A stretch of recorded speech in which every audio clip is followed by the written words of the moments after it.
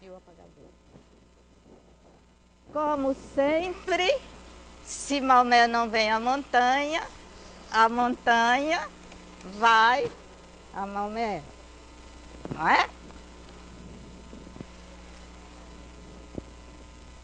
Ah, vocês não sabem quem chegou. Meu filho, ele que está entrando.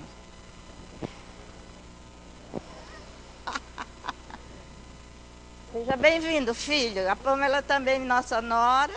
Estão entrando. Olha lá. Ele disse que pensou que você era japonês. Não é o japonês da Federal. Ele não é o japonês da Federal, não. Irmãos, depois ele te bate, né? Ele não quer ser japonês federal.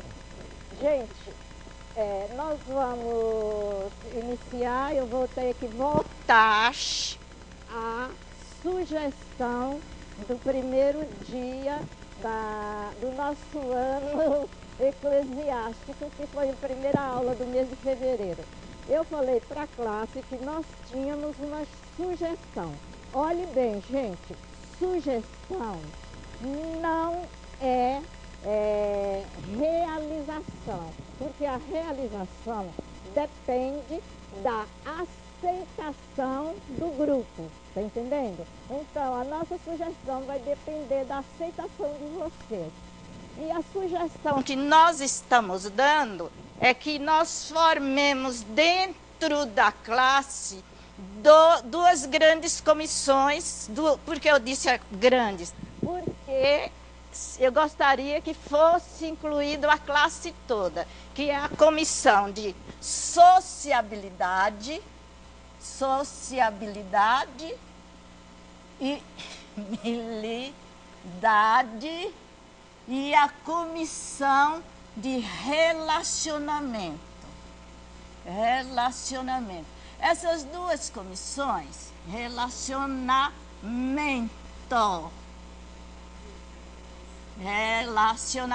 Essas duas comissões funcionam dessa jeito. Eu vou explicar rapidinho o que é sociabilidade, que é diferente de ação social.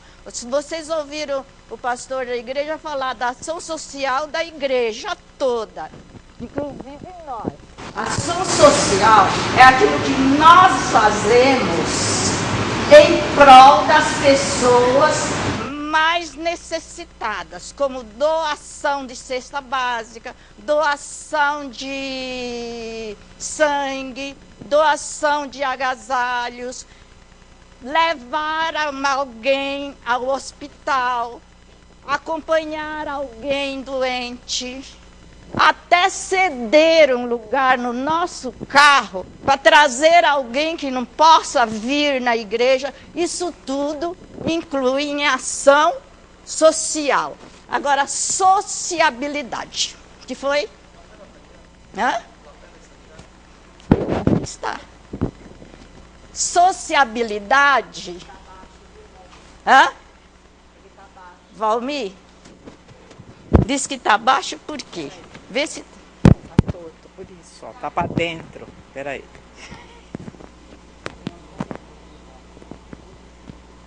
Peraí, por isso que eu estou falando alto. Eu estou vendo gente lá atrás fazendo dificuldade assim, agora de... ele vai ficar Vê se ouviu. vai...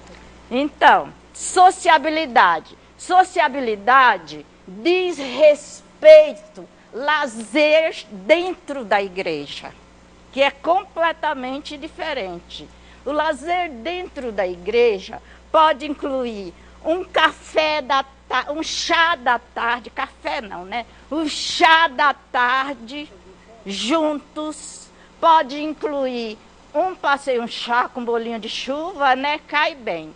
Pode incluir um passeio, pode incluir assistir um filme, aproveitando a alta tecnologia da nossa igreja. Isso é lazer, é sociabilidade. Entendeu a diferença? Agora, relacionamento. Irmãos, para um eficiente funcionamento do corpo de Cristo, é preciso que haja uma convivência saudável. Não é convivência de grupinhos, é uma convivência saudável no geral, com todos nós. E para que haja essa convivência, precisa pôr em prática o que nós chamamos de união e relacionamento uns com os outros. E o que é esse relacionamento? Esse relacionamento demonstra que nós somos verdadeiros seguidores de Cristo. Grava bem o que eu vou falar. Meu próximo é responsabilidade minha. Vamos falar junto? Meu próximo é responsabilidade minha. Somos nós, diante de Deus, interagindo um com o outro e com o nosso semelhante. Está entendido? Você pense nessas duas comissões, nos procure e nós vamos ver se nós iniciamos. Interagir um com o outro com mais intensidade. Aí a gente vai poder dar algumas aulas sobre como interagir um com o outro. É nós não ficarmos tão separados. Se eu perguntar assim para você, hoje falou assim, é Paulo da Raíssa. Aí Elias falou assim, mas quem é Raíssa? Está dentro da igreja. Então nós não conhecemos. É isso que a gente quer fazer. Tá bom? Vamos orar? Pai, usa nossas mentes, Senhor, para entendermos as verdades da Tua palavra. Prepara os nossos corações, ó Pai, para aceitá-las e nossos ouvidos para ouvir o que Tu tens a dizer a nós nesta manhã. Abençoe, Pai, todos aqueles irmãos que deixaram os seus afazeres em casa e estão aqui para estudar a Tua palavra e adquirir conhecimento da mesma. E aqueles que não puderam vir por motivo de enfermidade, visita o Senhor nesse instante, levando o conforto, o consolo e mesmo a cura, se for da Tua vontade. No nome do Senhor Jesus, nós te pedimos e te pedimos que nos use para falar só aquilo que Tu queres e que as nossas palavras sejam eficientes para o crescimento dos Teus filhos. Mais uma vez, em nome de Jesus, com o perdão dos meus pecados e dos nossos pecados. Amém, Senhor. Irmãos, vocês não vão me levar a mal, achar que eu estou... Ih, ela hoje virou caranguejo, está voltando, está começando de trás. Não é assim. Vocês vão ver que eu vou começar a aula de hoje indo muito lá atrás. De todas as aulas que nós estudamos, que nós falamos sobre as preciosidades de Deus, a que mais me chamou a atenção, e na linguagem de hoje, a que mais me impactou foi a fé, a fé preciosa, lição 5. Essa foi a lição que mais me impactou. Não fui eu quem deu essa aula, não, foi pastor Abel.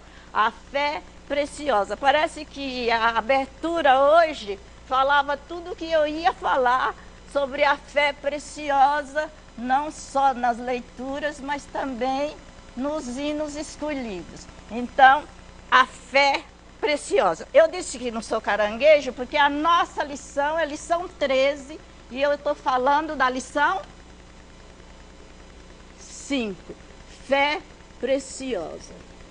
Depois vocês irão notar por que eu estou voltando. Fé preciosa. quando eu falo sobre a fé preciosa, considerando que é lição 5, né? Deixa eu colocar aqui, porque alguém vai voltar lá para ver se eu estou falando. Lição 5. Quando eu falo sobre fé preciosa, considerando que a fé é a joia mais preciosa do mundo espiritual. E é somente pela fé que nós temos acesso a Deus quando nós falamos, ó Pai. Nós estamos chamando Deus para nos ouvir. Nós temos acesso a Deus e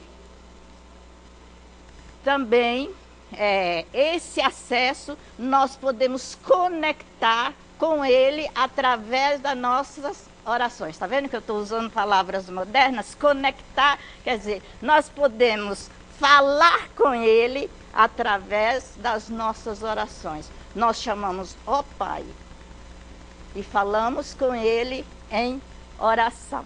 Isso através da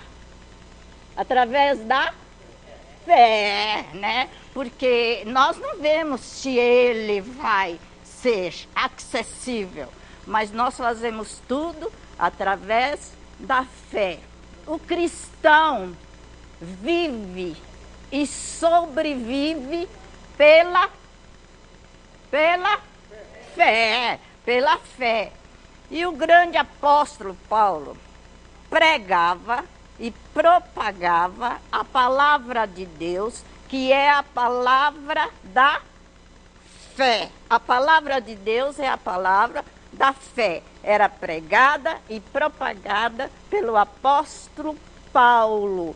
Mas o apóstolo Paulo tinha toda a convicção. Ele pregava a palavra para todos, mas ele tinha toda a convicção que a fé não é para todos. Que engraçado, né? Ele pregava para todos. Mas ele tinha a convicção que a fé não é para todos. E agora eu vou perguntar e você livremente vai responder. Se a palavra é pregada para todos, mas a fé não é para todos, a quem pertence a fé? Agora você responde. Você estava levantando. A fé é para os santos. E quem são os santos? Os eleitos. A fé é para os santos. E os santos são aqueles que são eleitos. Vamos ver se vocês responderam de acordo com a resposta do apóstolo Paulo. Quem tem a Tito 1, versículo 1. Leia, por favor, e ouça a resposta do apóstolo Paulo. Faltou no microfone. Cida, vocês que estão aqui. Estão aqui, senão o pessoal lá atrás não vai ouvir sua leitura.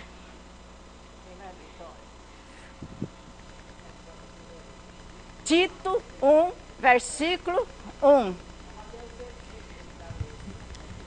Paulo, servo de Deus e apóstolo de Jesus Cristo, para promover a fé que é dos eleitos de Deus e o pleno conhecimento da verdade segundo a piedade. A fé é dos eleitos de Deus, né?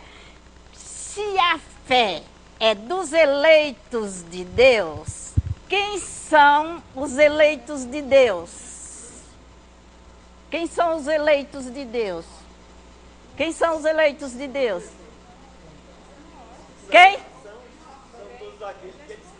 São todos aqueles que Ele escolheu. Não só nós, mas todos aqueles que Deus escolheu, que nós não sabemos. E quem somos nós para falar que só somos nós? São todos aqueles que Ele escolheu e ainda vai escolher. Hã? Pode. Então, aqui na lição, Ezequiel 18, fala que Não, eu vou chegar lá e vou te explicar mais lá na frente. Eu tenho esse texto. Ela já fez a pergunta. Eu tenho esse texto, linda. E eu vou te... Passa para lá, porque tem outras pessoas que vão responder lá, viu? Eu vou te responder essa pergunta mais tarde, tá bom? Aí você me disse se eu respondi à altura ou não. Onde que eu estava? Estou correndo porque nós temos pouco tempo hoje. Quem são os eleitos? São todos aqueles que ele elegeu, ou então todos aqueles que ele escolheu, inclusive nós e mais outras pessoas que estão por aí. Então a fé é para as pessoas, e quando ele escolhe, ele habilita essas pessoas a crer. Olha bem, quando Deus escolhe, ele habilita essas pessoas escolhidas a crer, a crer em Cristo para a salvação eterna. Então, a fé é importante para os seus escolhidos, habilitados a crer em Cristo para a salvação eterna. E essa crença não depende da pregação, nem nossa e nem do apóstolo Paulo. Essa crença acontece pela obra do Espírito Santo no coração daquele que crê, no coração daquele que Deus escolheu. Não depende de nós, da nossa pregação. É um presente dele. Agora, ordinariamente, quer dizer, em segundo lugar, espera aí, irmão, deixa eu terminar aqui para eu não me perder. Em segundo lugar, a fé é operada pelo ouvir, e ouvir a palavra. Por isso que eu mandei o senhor parar, que eu ia terminar o assunto, né? E ouvir a palavra. Porque a fé, diz a palavra de Deus, né? A fé vem pelo ouvir, e ouvir a palavra de Deus. Por isso Paulo pregava. Mas a nossa pregação depende da obra do Espírito Santo no nosso coração. Certo? Até aí tá explicado? Agora vocês vão ver que eu não sou caranguejo. Não estou voltando. Pode passar para a lição 13. Né? E é através dessa fé preciosa, da lição 5 que nós voltamos, é através dessa fé preciosa que nós vamos estudar a preciosa morte dos santos. Porque é através da fé que nós vamos estudar a preciosa morte dos santos. Preciosa morte dos santos. Esse é o título da nossa lição de hoje. E está em que texto? Salmo 116, 15. Vamos ler junto esse salmo? Salmo 116, 15.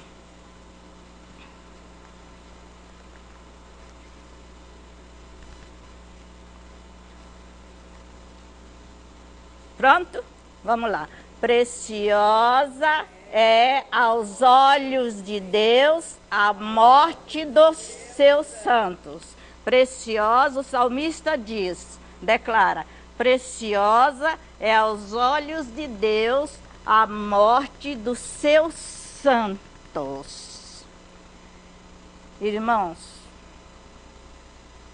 esse texto pequeno, nós escolhemos interpretá-los interpretá-los porque ele é tão pequeno e tem uma lição tão preciosa que nós resolvemos interpretar frase por frase. A primeira palavra que nós vamos ver é a palavra o quê? Preciosa. Presbítero Rinaldo já lembra que eu falei, Senhor, está entrando na minha lição, né? A palavra preciosa. O que quer dizer preciosa, Rinaldo? Valioso. Valioso. Lembra que ele falou? Preciosa quer dizer valioso e de grande importância. Eu posso mudar aqui. Valiosa e de grande importância é a morte dos santos aos olhos de Deus. Tirou o sentido? De jeito nenhum. Tem o mesmo sentido. Agora, preciosa aos olhos de Deus, a próxima frase ou a próxima expressão é aos olhos. Gente, vocês estão vendo que eu estou falando com pressa? Aos olhos de Deus. Olha, preciosa é aos olhos de Deus a morte dos santos. Não, a morte dos santos vai ficar aqui. Que é outra expressão que deve ser entendida. Vamos ver, essa expressão, aos olhos de Deus, é uma expressão que aparece em quase toda a Bíblia. Aos olhos de Deus. Alguém, se eu perguntar assim, fala um texto onde aparece essa expressão, os olhos de Deus. Os olhos de Deus estão em todos os lugares, não é? E vários textos falam sobre os olhos de Deus. Agora, nessa expressão aí, nesse texto, a expressão os olhos de Deus justamente significa a onisciência de Deus. Já ouviram falar nessa palavra? Os olhos de Deus é igual a onisciência de Deus, tá? Onisciência de Deus. Onisciência é um dos atributos de Deus. Nós sabemos os atributos. Onipotente quer dizer Deus pode todas as coisas. Onipresente quer dizer Deus está presente em todos os lugares. E onisciente é Deus sabe e vê todas as coisas. Por isso, aos olhos de Deus, ele significa a onisciência de Deus. Ele sabe e ele vê todas as coisas. Mas, nesse texto que nós estamos interpretando, é como se Deus estivesse sentado no seu trono, observando tudo que se passa na terra e tudo que se passa no coração de todas as pessoas. Olha como a Bíblia é rica. Deus está observando tudo que se passa na terra, e Ele sabe, e Ele está observando tudo que se passa no coração de todas as pessoas. E Ele sabe o que você está pensando, porque Ele é onisciente. Ele sabe de todas as coisas. E eu gostaria que alguém lesse 2 Crônicas 16, versículo 9. Só a primeira parte. Porque quanto ao Senhor, seus olhos passam por toda a terra. Obrigado, Rinaldo. Mas alguém que está com o microfone, leia alto, porque lá atrás não está ouvindo. 2 Crônicas 16, 9a. Porque quanto ao Senhor, seus olhos passam por toda a terra. Seus olhos passam por toda a terra. E adiante diz que ele Ele é um Deus forte para todos aqueles cujo seu coração é totalmente dele. Vocês viram? Os olhos passam por toda a terra, mas ele é um Deus forte só para aqueles cujo coração é totalmente deles. E eu vou ler aqui, os irmãos estão percebendo que eu não estou olhando na Bíblia, mas eu escrevi aqui para não estar pegando Bíblia. E o Senhor olha dos céus, vê todos os filhos dos homens, do lugar da sua morada, observa todos os moradores da terra. Ele que forma o coração de todos, ele que contempla todas as nossas obras. Ele vê e sabe todas as coisas. Salmo 33, 13 a 15. E quando eu trabalhava com as crianças, a gente trabalhava lá no salão. E um dia o tesoureiro da escola, o tesoureiro da igreja, desceu e falou assim, baixinho no meu ouvido: Dona Gel, sumiu. Olha para vocês verem como Deus sabe, como Deus vê. Sumiu um envelope de dízimo. O gasofilaço era lá, a gente jogava o envelope no gasofilaço, caía lá embaixo. Se vocês lembram, né? Caía no palco. Caía no palco, caía no palco. E as crianças trabalhavam lá, criança inocente. E aí eu tinha uma aula preparada e voltei para esse assunto. Deus tudo vê. E nós cantávamos esse cântico. O que você faz, o que você diz, Deus tudo sabe, tudo vê, vê, vê.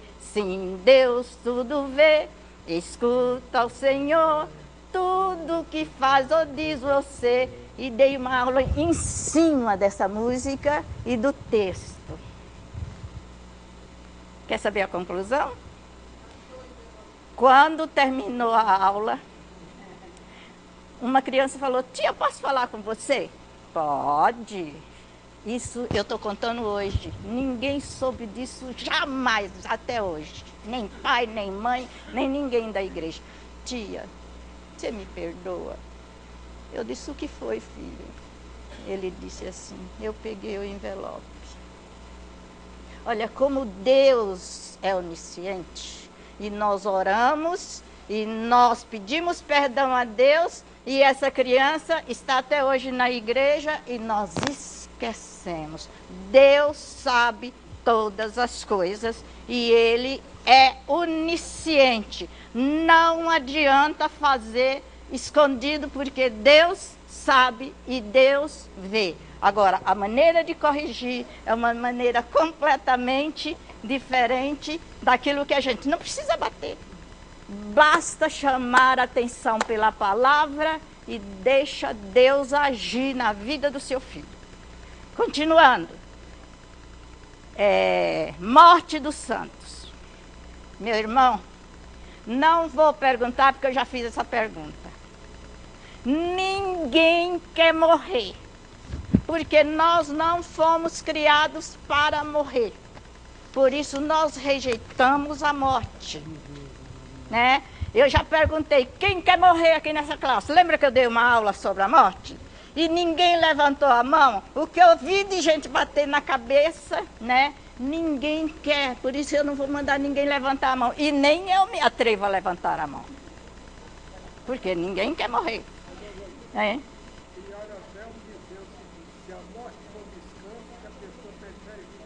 Olha ele falando aqui um adágio: se a morte for descanso, eu prefiro viver cansada, né?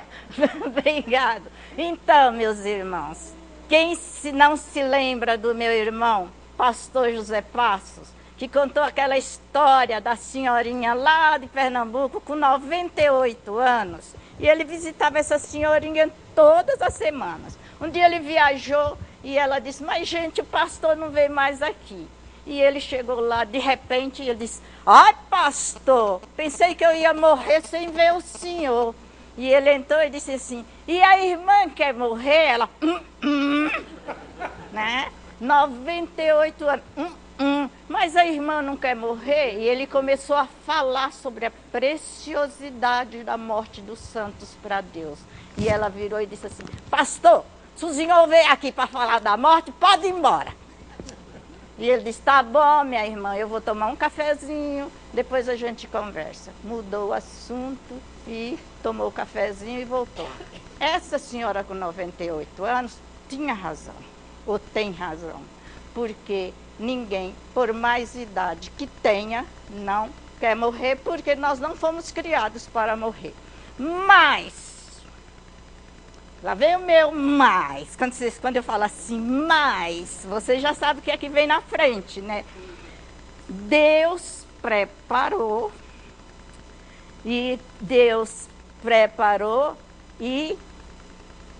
efetuou um projeto. Hoje eu estou falando a linguagem moderna, né? Era um plano, mas hoje todo mundo fala projeto, por que eu não vou falar projeto também? Deus preparou e desenvolveu um projeto. E esse projeto, ele entregou aos seus escolhidos. Essas pessoas que foram entregues o projeto se dispuseram a obedecer e viver de acordo com a vontade de Deus. Olha bem, só que esse projeto, para ter garantia de vida, essas pessoas escolhidas tinham que obedecer à lei de Deus, que é o mandamento de Deus. Essa é a garantia para a vida de desenvolvimento do projeto de Deus. Vamos ver o que aconteceu. E Deus entregou... Ai, Jesus, quando eu falo nisso eu fico tão triste, mas foi a realidade. Deus entregou este projeto, ele apresentou para Adão e Eva quando eles foram colocados no Jardim do Éden. Justo para quem? Mas foram as pessoas primeiras escolhidas por Deus. Foram que recebeu o projeto para dar continuidade do projeto de Deus. E olha o primeiro mandamento. Deus chamou Adão e Eva e disse: Adão, estas árvores que estão no jardim, delas vocês podem comer livremente, porque elas produzem frutos, e os seus frutos é que vão sustentar a vida. Então vocês podem comer à vontade, porque os frutos dessa árvore vão dar vida para vocês. Esse foi o primeiro caminho que Deus deu para o homem. Coma livremente. Mas a árvore que está no centro do jardim é proibida. Dela não pode se alimentar, porque o fruto dela, se vocês comerem, gera a morte. Gera a morte. Meus irmãos, aqui estão os dois caminhos de Deus apresentados ao homem. Todos nós somos responsáveis pela escolha que nós fazemos até hoje. Se você faz uma escolha errada, você vai sofrer pelos erros, pelas consequências do seu erro. Por isso você tem que pedir a Deus para fazer a sua escolha corretamente. Então vamos ver. Adão e Eva estão diante de dois caminhos. E Deus ainda disse mais: escolhe, pois, pensa bem o que Deus disse, escolhe, pois, isso aí vai estar em Deuteronômio, capítulo 30, versículo 19. Escolhe, pois, a vida para que viveis tu e a tua descendência. Este foi o primeiro mandamento da lei de Deus para Adão. Mas o homem obedeceu? De jeito nenhum. Ele preferiu escolher o caminho da morte.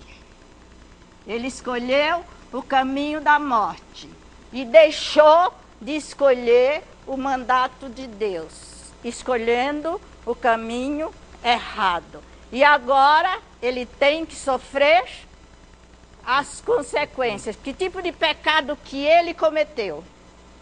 Eu disse lá em cima, para trabalhar bem o projeto, tinha que ter a lei da obediência. Ele escolheu, o que é que Deus disse? Escolhe, pois, a vida. Ele escolheu a morte. Obedeceu ou desobedeceu? Desobedeceu. Então, o primeiro pecado foi o pecado da desobediência. Da desobediência. Então, me perdoe que eu estou falando rápido, porque ele disse que eu não posso passar do horário, que o horário é o mesmo, né? Mesmo que a abertura passou. Primeiro pecado. O pecado da desobediência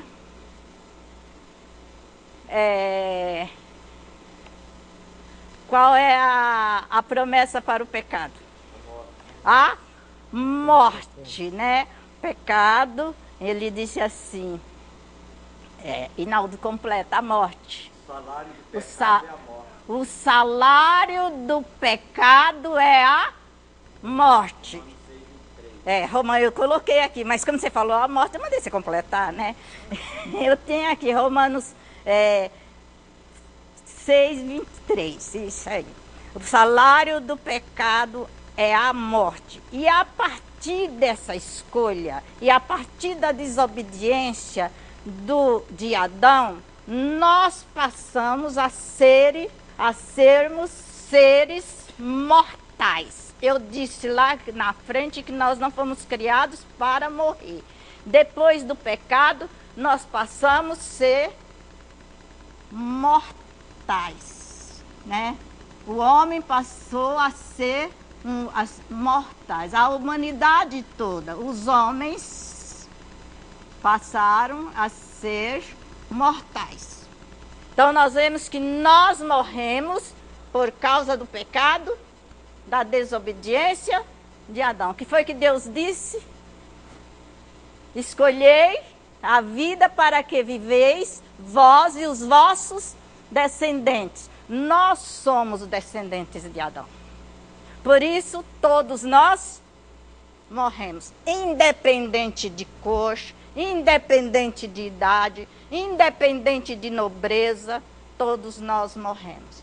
Mas, meus irmãos, o homem é tão presunçoso, tão quer achar que ele é mais do que Deus, que precisamente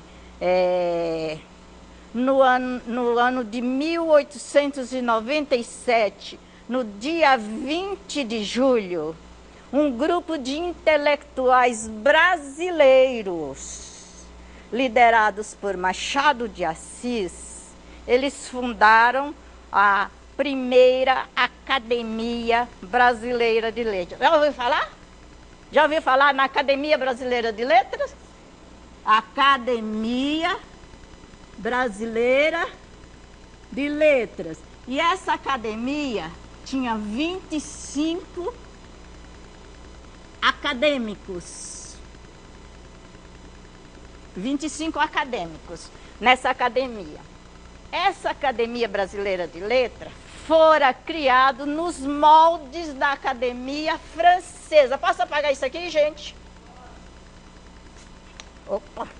Foi criada nos moldes da Academia Francesa. E para os franceses, essa academia, quem entrava nessa academia eram considerados imortais. Não é querer ser mais do que Deus? Se Deus disse que a partir de Adão todos nós somos imortais, porque esses bonitinhos aí, intelectuais, querem ser imortais. Só. Grava bem isso aí, porque isso aí é cultura para vocês. Só que na Academia Brasileira de Letras tem 25 cadeiras. Quando morre um acadêmico, tem que colocar outro no lugar. E esse veste a farda e recebe o nome o título de imortal. E o outro que morreu? E os 25 para trás? Estão vivos até hoje? Então, é uma presunção do homem querer saber mais do que Deus, né? Querer ser imortal. A única pessoa imortal na sua totalidade é Deus. Mas, e Jesus Cristo, eu vou falar sobre isso.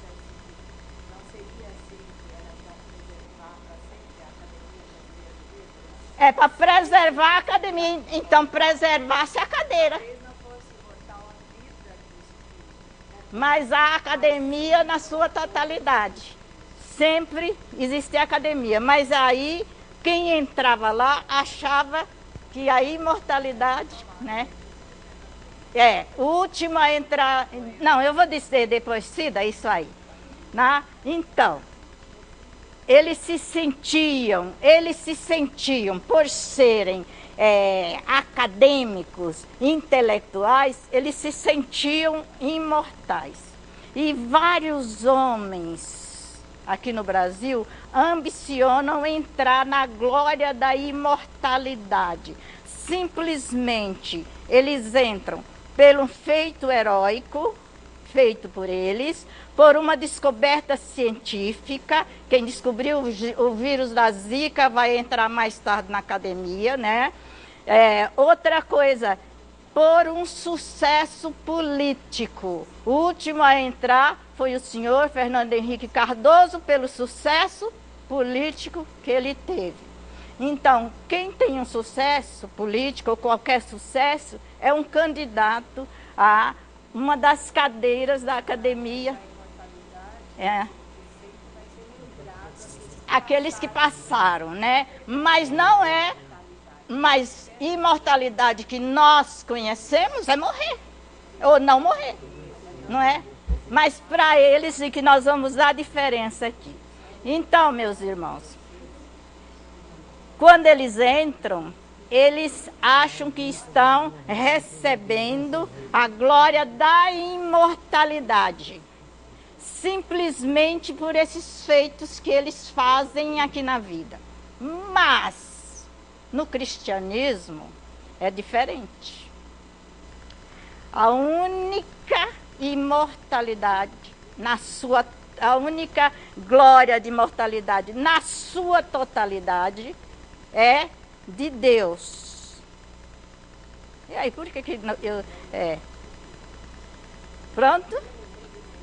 A única imortalidade é de Deus. Já estamos no cristianismo, gente. Vamos deixar a academia para lá, né? A única imortalidade é de Deus. E Jesus Cristo, sendo Deus, se fez homem e assumiu a nossa mortalidade. Olha, isso aqui que são jogos de palavras, viu?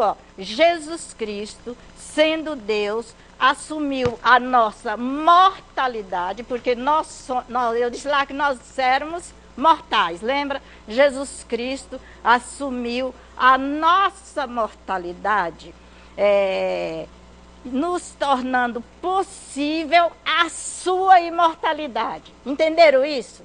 Jesus Cristo assumiu a morte e nos trouxe a possibilidade de sermos imortais. Ele nos cedeu a posição de imortalidade que pertencia a Ele. Não passa na frente que eu vou explicar por que essa imortalidade foi passada para nós. Ele tornou-se possível e irreversível quando ele exclamou na hora da ressurreição, quando ele saiu vitorioso sobre a morte, e confirmou. O que é que ele confirmou? Eu sou a ressurreição e a vida. Quem crer em mim, ainda que esteja morto, viverás. Então, nós somos mortais, mas após a ressurreição, nós ficamos sabendo que ainda que nós somos mortais, nós vamos viver por intermédio do sangue de Cristo. Hã? Não, mas ele morreu morte carnal. E nós também morremos em carnal. A imortalidade de Deus é espiritual. É. Todos, é. Deus ordenou que o homem morresse carnalmente. É, mas eu li esse texto uma só vez, uma única vez.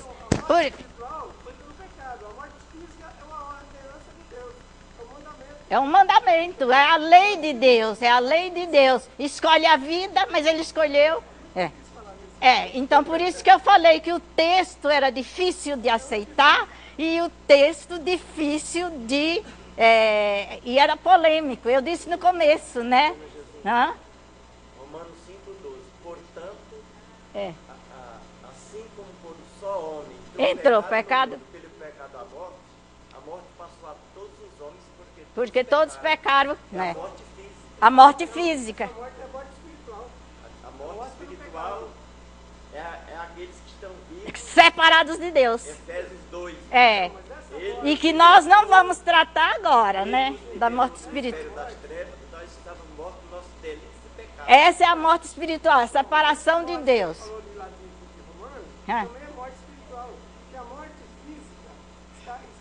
Como é que é seu nome?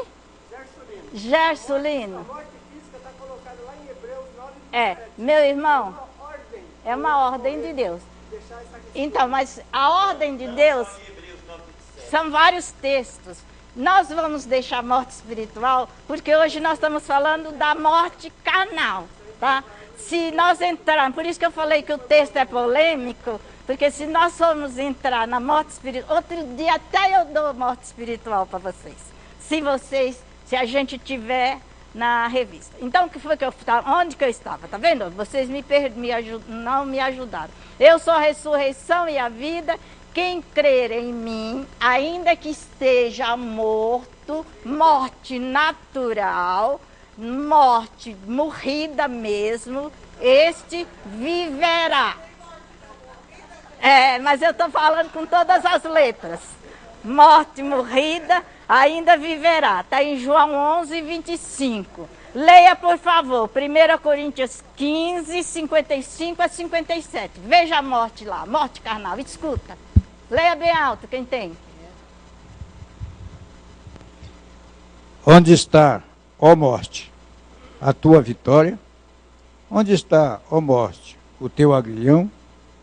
O aguilhão da morte é o pecado, e a força do pecado é a lei. Graças a Deus que nos dá a vitória por intermédio do nosso Senhor Jesus Cristo. 57. Por nosso Senhor Jesus Cristo. Portanto, meus amados irmãos, sedes firmes, inabaláveis e sempre abundantes na obra do Senhor, sabendo que no Senhor vosso trabalho não é vão. Isso. Essa é a morte que nós estamos falando neste momento. A glória da imortalidade tem fundamento na ressurreição de Cristo. E por isso nós podemos tirar esse pavor da morte. Nós destrói tanto o pavor da morte como confirma a existência da vida. Nós morremos, mas nós vivemos. E mais tarde vamos falar nessa vida que nós vamos ter. Nós passamos pelas duas coisas. Só Deus passa imortal na sua totalidade. Então, aí... Alguém falou aí? Não, né? ele disse assim, quem crê, eu já falo agora, a ideia do, vamos falar a ideia do eu vou soletrar, porque é um palavrão, é igual o meu nome, que é um palavrão, né? Todo mundo quando passa, Josina Passos, porque vai não falar Nepomuceno, que é um palavrão. Essa ideia de nós vivermos anula a ideia de aniquilacionismo. Sabe o que é aniquilacionismo? Essa palavrão aí significa morreu, acabou. Não tem pessoas que falam assim, imagina, morreu, acabou. Que história é essa da gente viver de novo? Morreu, acabou. Morreu, enterrou e acabou. Não, senhora. Não, senhores. Desculpem, né? O aniquilacionismo não existe para os santos. E também destrói o pavor que nós temos da nossa morte. Nós podemos ser imortais, mesmo que não sejamos herói, mesmo que não sejamos cientista, mesmo que não sejamos um intelectual. Nós somos imortais porque cremos em Cristo, cremos em Deus. E Ele nos deu esse prêmio da imortalidade. Eu vivo e vós vivereis, diz João 14, 19. Mas um fato, esse fato verídico. Eu já disse para os irmãos que eu estudo muito quando eu vou dar aula para vocês. E eu li um fato verídico de Arthur Pierson, um escritor. E ele escreveu essa história verídica de um jovem que, embora filho de uma mãe piedosa e muito crente, essa mãe orava todos os dias. Projeto Ana, Sônia, leva essa ilustração para o Projeto Ana. Sabe o que é Projeto Ana? São as mães que oram pelos filhos, tanto os nossos filhos como os filhos das outras mães que não conhecem o projeto e não estão presentes na reunião de oração. Essa mãe orava piedosamente para este filho, para a conversão, a salvação desse filho. E o coração desse filho continuava endurecido. Um dia ele chegou para a mãe e disse: mãe, eu não simpatizo pela sua fé, e muito menos pelo seu Deus. E a mãe realmente ficou triste, mas não demonstrou. Tá bom, filho. E ele disse: a senhora não me pergunta por quê? Ela disse: não, você deve saber. Sabe por quê? Porque quando eu morrer, eu vou para o pó e isso é o fim. É isso que diz a Bíblia. Quem morre vai para o pó. Um dia, aquele moço chegou do serviço na hora do almoço e disse assim: mãe, eu estou tão cansado, eu vou me deitar um pouco enquanto a senhora termina o almoço. Vai, filho. E ela fez aquele almoço que toda mãe faz para agradar um filho. Eu sei por causa de mim, né? Tudo que eu posso fazer para agradar nossos filhos, eu faço, né? Ele sabe como ele corre quando eu quero fazer almoço para os filhos, né? Sábado, para mim, é uma correria, porque no domingo eu sempre recebo meu filho. Então, ele foi dormir e a mãe fez aquele almoço, colocou aquela mesa, o prato, tudo para ela e para o filho. Foi chamar o filho no quarto. Que susto! Ele estava deitado. Ela chamou, ele estava num coma profundo. E ela ligou para o médico: venha urgente, doutor. O médico chegou, fez todo o procedimento, inútil. E o médico disse: minha senhora, o seu filho está num sono muito profundo, mas ele vai acordar. Quando ele acordar, a senhora me chama urgente, que eu quero fazer um exame com ele vivo. Desculpa, gente. Com ele acordado.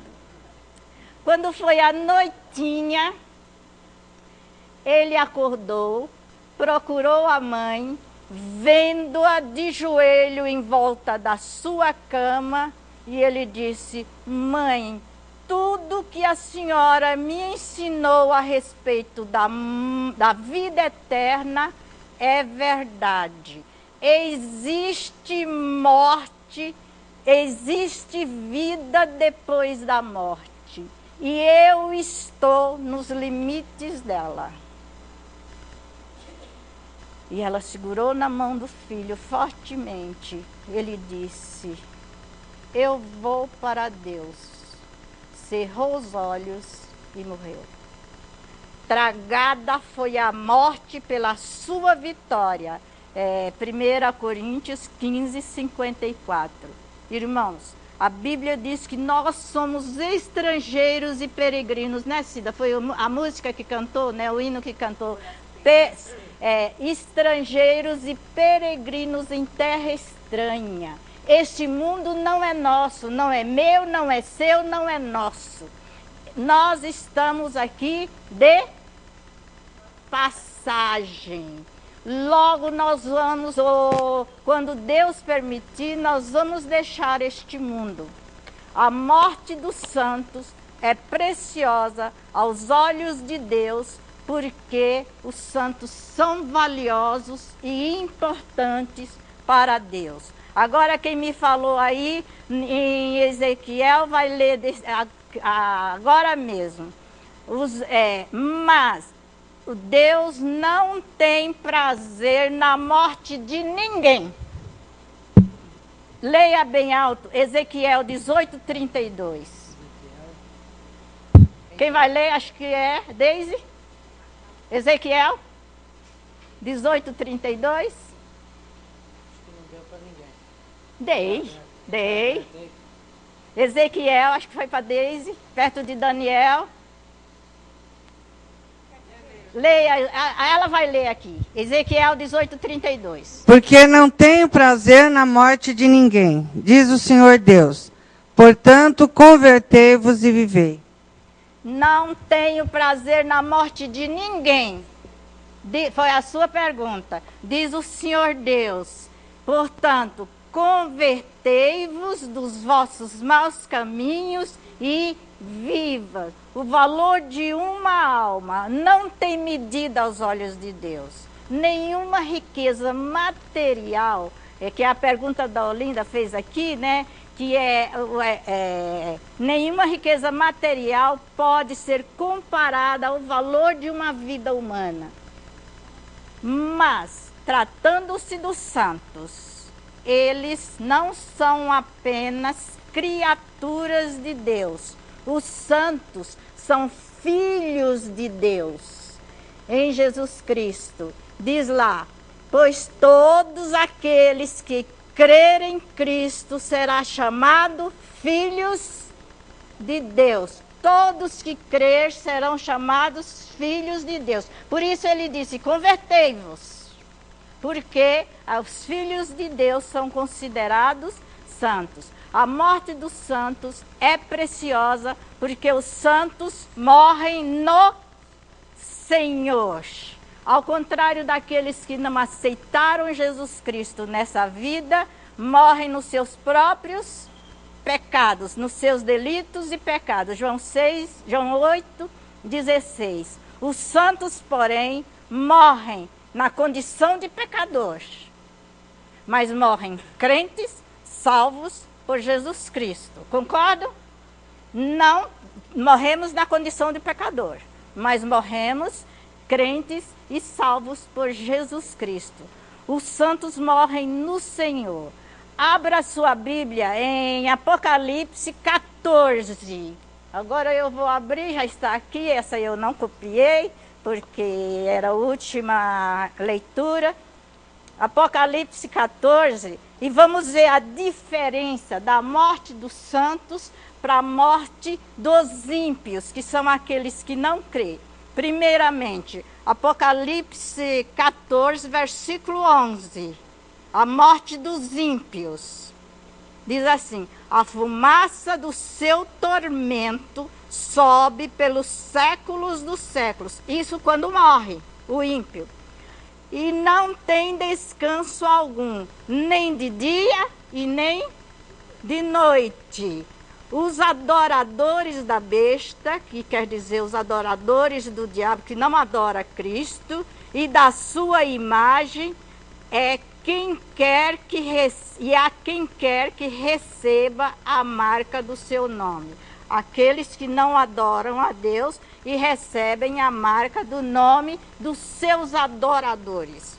Agora, a morte do justo. Versículo 13. Então ouvi uma voz do céu dizendo: escreve, bem-aventurados os mortos que desde agora morrem no Senhor.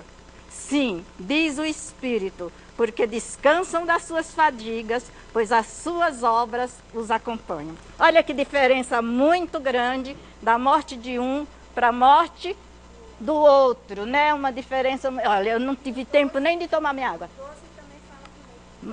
Fala bonito, mas se eu for falar todos os bonitos que eu li, gente, nós não saímos daqui. Se vocês acreditam, deixa eu tomar minha água aqui. Abre aqui, Adalto, para mim.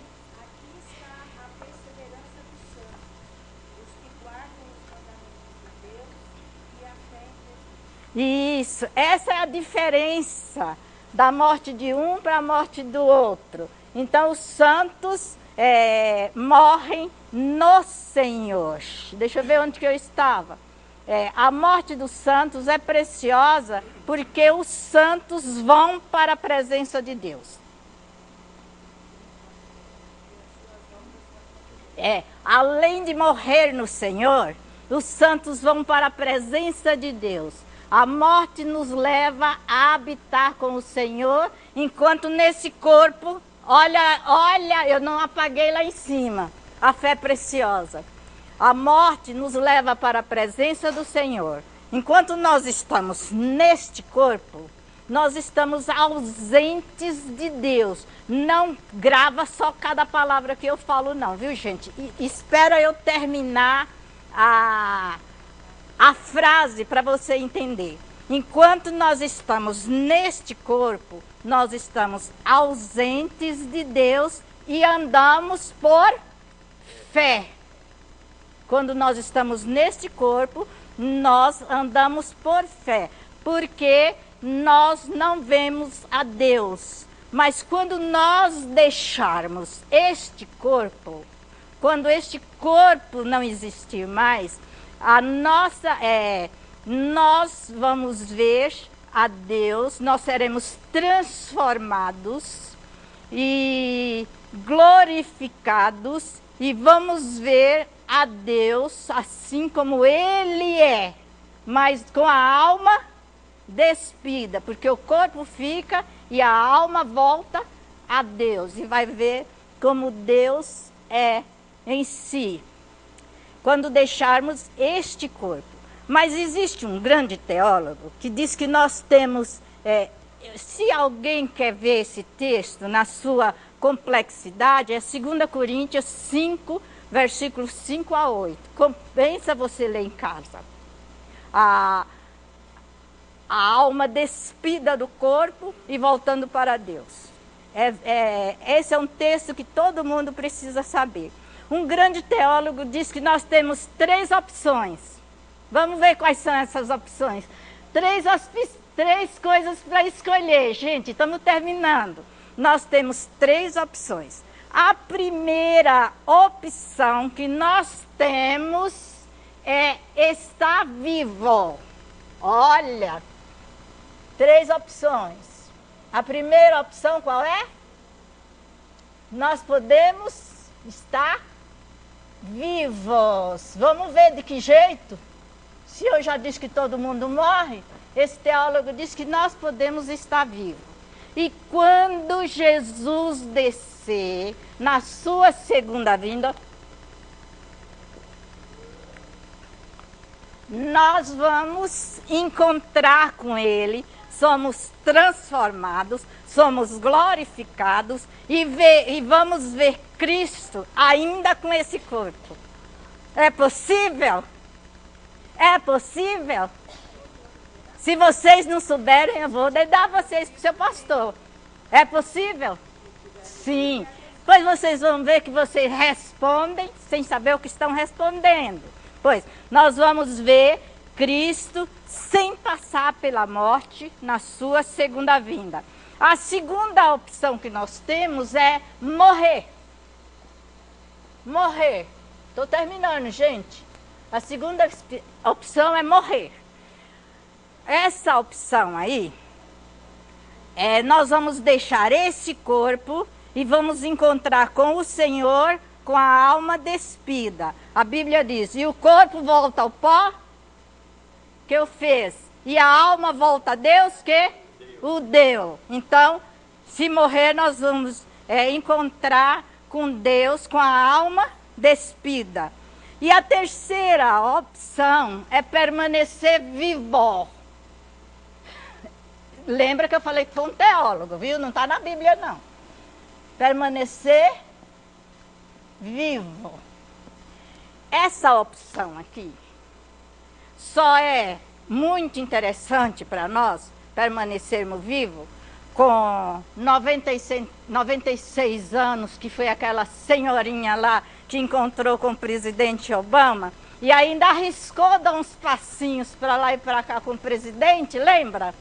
Essa bombou na rede social, porque com 96 anos ela está em plena consciência.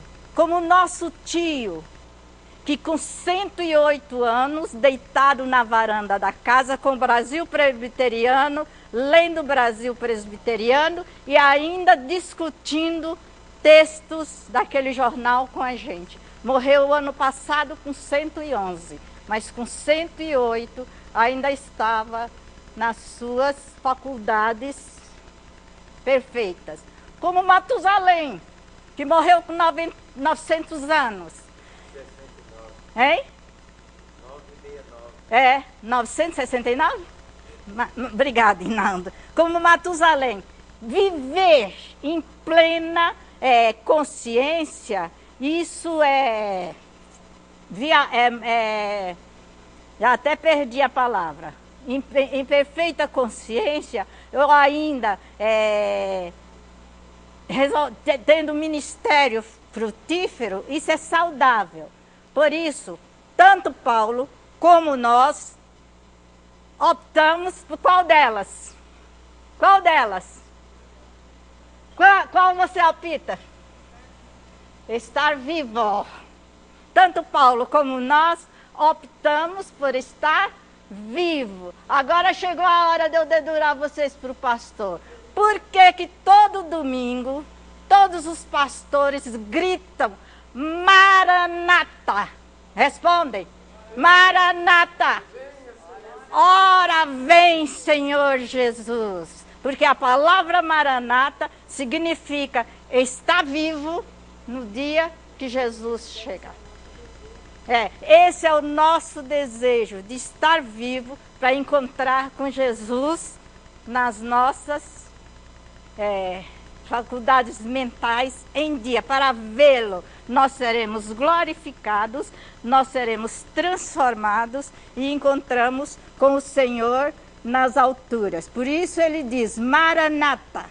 Grava isso e responda consciente. Ora vem, Senhor Jesus. Adalto que ele fala bem alto, né? E nós devemos falar bem alto também. E com muita alegria no coração. Se ele descer agora, vai encontrar com a gente, né? Se Deus permitisse que fosse agora e nós estivéssemos aqui na igreja, que bênção, né? Mas ele não disse nem o dia e nem a hora. E por isso nós precisamos estar preparados. É isso que nós temos que fazer. Quando Neil Armstrong, em 1969, estava para ir à Lua, ele se preparou durante 6 meses para pisar com a expectativa de pisar em solo lunar. Meu irmão, minha irmã, hoje é nosso dia. Devemos nos preparar, não para pisar na lua, mas para entrar no céu e ver o nosso Deus assim como Ele é. Lembrem-se que só podemos ter o céu como garantia se Ele for preparado e garantido aqui na terra. E o nosso Senhor Jesus disse: eu sou o caminho, eu sou a verdade, eu sou a vida. Ninguém vem ao Pai a não ser por mim. Por isso, prepare para encontrar com o teu Deus. Amém? Fala. Ele disse aqui, sem fé é impossível fazer tudo isso que eu falei.